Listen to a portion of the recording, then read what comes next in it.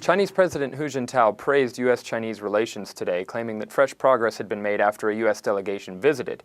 But most of the areas where the U.S. and China are warming their ties are actually temporary, and we can expect the deeper disagreements to persist.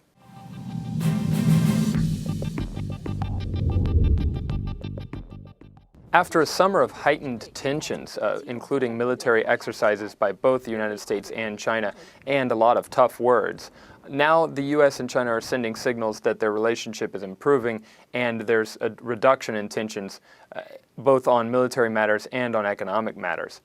In particular, the two sides have agreed to restart military talks, to hold a number of upcoming meetings between President Obama and President Hu Jintao, and also, of course, to reduce their trade tensions in a number of ways. All of these are important steps to be taken, but of course they are also temporary. On the military front, while it's true that the two sides, restarting talks is useful and will allow greater transparency between the two militaries, it's also true that China continues to cut those talks off when the U.S. sells weapons to Taiwan, and the U.S. will continue to approve those weapons sales in the future.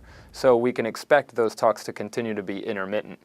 On the same token, the economic relationship remains strained.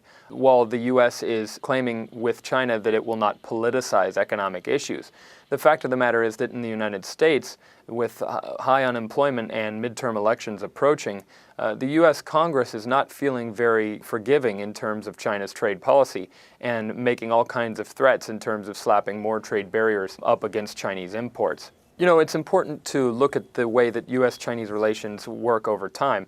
There's an up and down, hot-cold cycle between the two, and while we've had several months now of a lot of high rhetoric, now both sides are emphasizing the areas where they agree. These are, of course, temporary.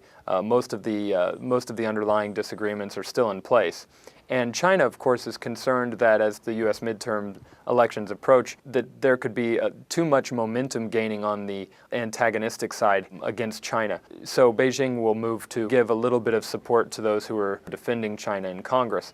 And at the same time, the U.S. administration has its hands full with so many other concerns, whether it be in the Middle East or the domestic economy, that the China situation is really marginal, and it's willing, perhaps, to push off confrontation over deeper issues till a later date.